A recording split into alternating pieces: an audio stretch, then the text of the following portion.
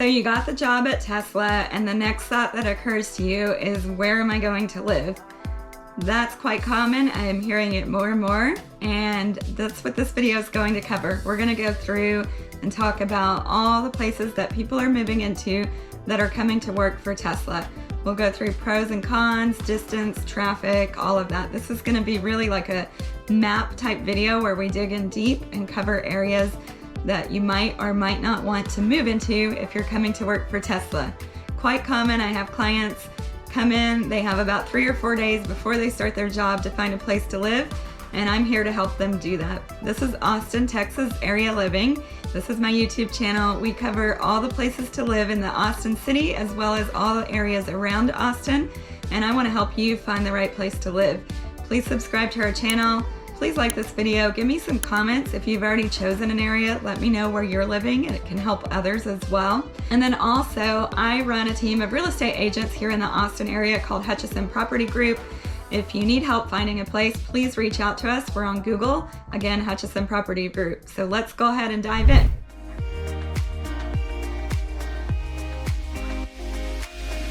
The Tesla Gigafactory is on the southeast side of Austin, Texas. Pretty close to the airport, right off the Highway 130 corridor. So I'm going to talk about that quite a bit. Highway 130 is a toll road that runs around and then north and south of Austin, and it's great. There's not a lot of traffic on it if there's no construction or wrecks. You can go pretty fast on the highway, and so a lot of areas that I'm going to cover are around this corridor, but not all of them. Also, stay till the end of this video. I am going to give you places you probably don't want to live, and we'll talk about why as well. So, the very first area that I would recommend, and this is the first area that I ended up selling a home to a family of 5 that moved in to work at Tesla. They ended up in South Austin, right north of Highway 45. And right below 45, it becomes Buda. So that whole area is kind of my go-to spot, especially if it's a family. If you need a larger home, 4 or 5 bedrooms, I'm gonna start in that area. The reason I like that area is you have Highway 45 right there, and that 45 meets 130, so you can get to Tesla within about 20 minutes. You're gonna be, you can be in Austin city limits, South Austin right there. And so a lot of people move into this area. They want to do all the things that are happening in Austin. They want to go to the festivals. They want to go to Zilker Park and Barton Springs. And so being in that South Austin neighborhood, you're going to have proximity to all of those things quickly, as well as a lot of shopping. And then there are some new homes that have gone in that area. They're still building, or some recent builds. And so you'll have a nice new home. Now the prices there can be a little bit higher depending on what you're looking for and what your job is going to pay and what you qualify for.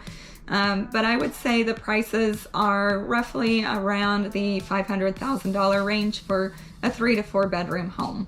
And so depending again on area that you want to look at, that might or might not be in your price range. If you go south of 45, as I mentioned, you're going to hit Buda. Buda is it spelled, but we all say Buda here in Texas. And you'll hit some really big developments like neighborhoods. Sunfield is one. Sunfield is amazing for families. It has a huge pool with almost like a water park, lazy river, very community oriented. The schools will be different than if you're north of the highway. You'll be in Austin Independent School District. If you're in Austin, if you're south, you're going to be in Hayes Independent School District. It's in Hayes County also, separate county. So different tax rates, but the homes are quite similar. New builds, similar price range. And Buda is its own town. It's a suburb. It has its own downtown. So it's a little bit different than if you're right there in South Austin, but they are very close to each other. Again, about a 20-minute commute. I would check out both of those areas if you're looking for the suburban kind of single family home for a family, or if you just want a 4 or 5 bedroom home that's a newer build. I would check out South Austin and Buda. There actually are some communities right off that Highway 45, Turner's Crossing as well. So I like to go, if I have a family that's moving in for Tesla, I kind of start in that area and we see what that looks like. The other area that you might want to consider is Dell Valley, East Austin, southeast Austin area. So Dell Valley is its own town. It also has its own school district. So you'll want to look at that depending on which school district you want to be in. Dell Valley, I would say, is a little more affordable than the South Austin Buda area, and it's also closer to Tesla. It is right there, right around Tesla area. Tesla is technically Austin, but it's right next to Dell Valley. And so it's spelled Delvalle, and you'll want to take a look. There's a lot of homes in that area, and it's closer to Tesla, but you're not going to get as much shopping as you would in South Austin and Buda. You're also not going to get some of the community things that you'll get in South Austin and Buda. It's its own separate community. So take a look at Dell Valley. Like I said, I think it's a little more affordable in price range. So the next area that I would look at would be Bastrop, Texas. This is going to be a little different. You're not going to really be in a suburb. Bastrop is its own town. It's very distinct. It's starting to run together slowly as Highway 71 out from Austin heads towards Bastrop, but it's still its own distinct small town. So if you really want a small town feel, although it's growing quite a bit because of Tesla and other companies coming out to the east side, you might want to look at Bastrop. Bastrop has been there for quite a while, has its own little cute, quaint downtown. It's had some developments like Tahitian Village, but a lot of the homes have typically been small homes on acreage, mobile homes on acreage, but now there's a lot of developments going in the last 5 years or so.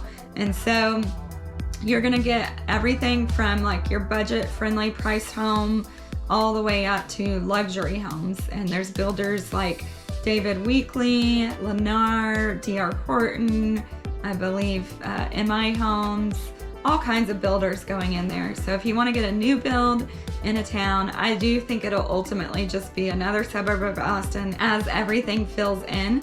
But for now, it is its own distinct town.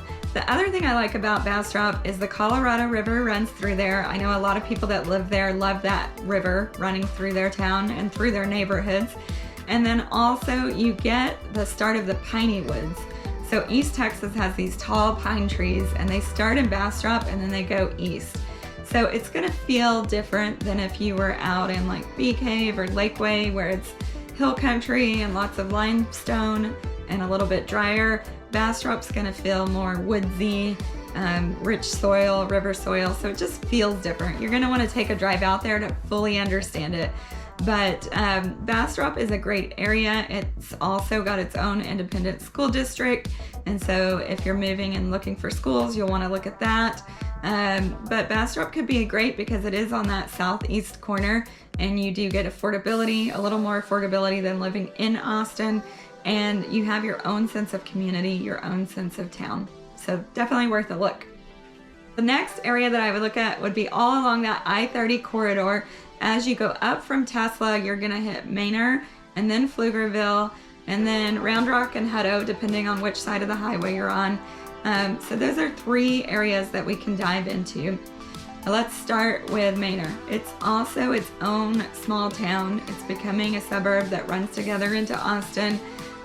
Manor doesn't have a lot of shopping. It has some shopping, some restaurants, but it's pretty much been kind of a commuter town.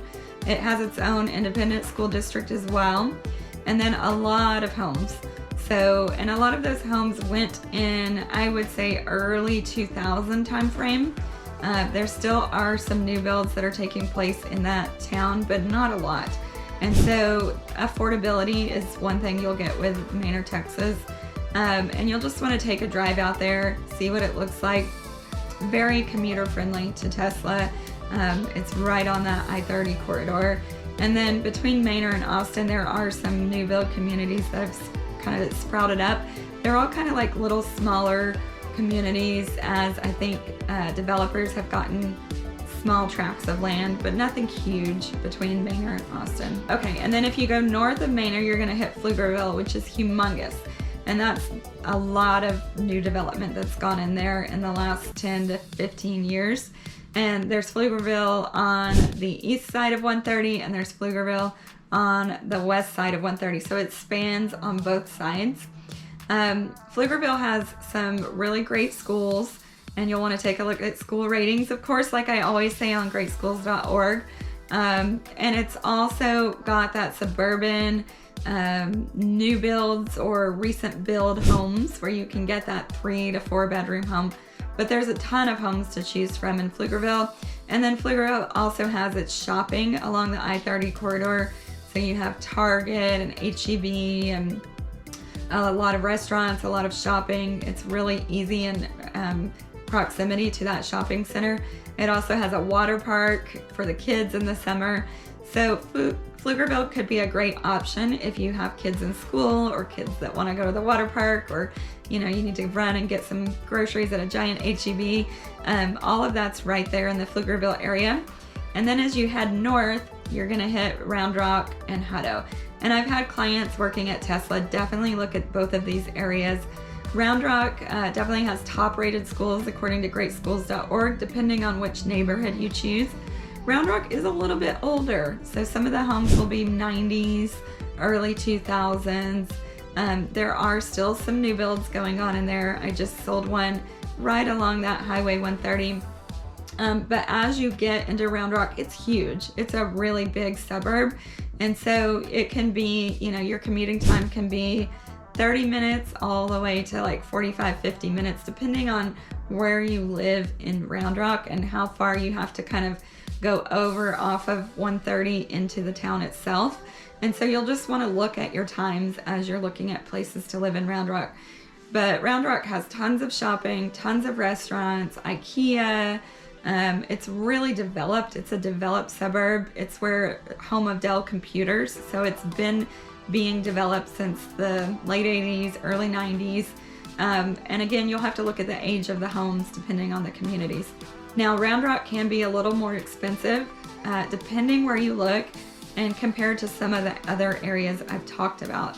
So the price range of homes for Round Rock can range from around $400,000 into the millions, and so it really depends on the neighborhoods. And then some of the neighborhoods can be really competitive to get into, where homes sell really quickly.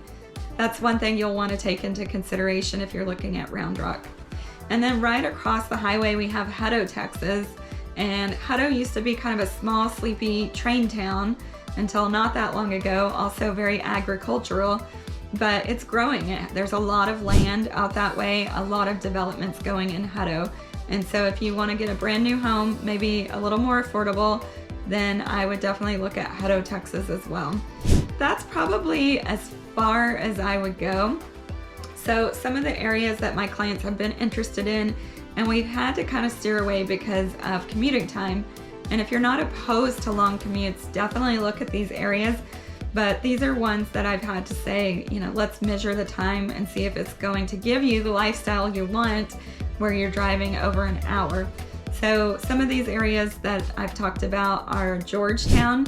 Georgetown is pretty far north, and I think the traffic on 130, it's good now, but as the area continues to fill in over time, it's going to get worse and worse. So Georgetown might be a stretch as far as driving distance for those working at Tesla. The next one is Leander, and Leander is very attractive. It's a very growing community. A lot of people like to move in there based on school ratings, based on the homes and affordability that's available there. But it's really hard for me to recommend Leander if you're going to be driving over to Tesla, because not only do you have to go way north, you also have to go way west. And so you're probably going to be looking at a good 45 to hour commute into Tesla from Leander. And so I try to steer away. I think there's so many other great neighborhoods like the ones I've mentioned and suburbs that I've mentioned that it's going to be really a stretch to go that far over to Leander. Okay, and then lastly, the other areas are anything out west. So we're talking Dripping Springs, Bee Cave, Lakeway, Rolling Wood, Lago Vista, basically all of West Austin. It's going to be really tricky because you're going to have to cut across the town and then get over to Tesla on the east side. And so a lot of people want to go into those areas. They're kind of higher priced areas. A lot of people like the schools, the sports programs over in those areas, but it's just going to be a little bit unrealistic unless, again, you're willing to take that longer commute. There's a lot of traffic. Highway 71 is an area I would try to avoid if you can. There's a lot of traffic on Highway 71. That's a highway that runs east and south of Austin. So if you can just do shorter distances on it, as you go out toward Bastrop, it's not as big of a problem, and they are widening it. It can be a problem, but it's not as bad as if you're in the town.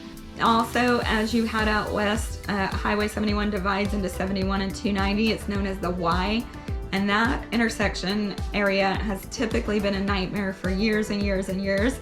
They're in the process of fixing that intersection, and so maybe it'll be smoother, but it's not estimated to be done until 2025. And so that's also kind of been a bottleneck. Maybe it will open up that area after it's fixed, but there's just a lot of people trying to go east and west across 71 on a daily basis. And so I would definitely look at driving times during rush hour or during the times you'll be going into Tesla to work. Hopefully this helps you. If you want to really dig in deeper and discuss pros and cons of certain areas, or if you just want to go tour certain areas, reach out to my team, Hutchison Property Group, on Google, and I'd love to help you. Thanks.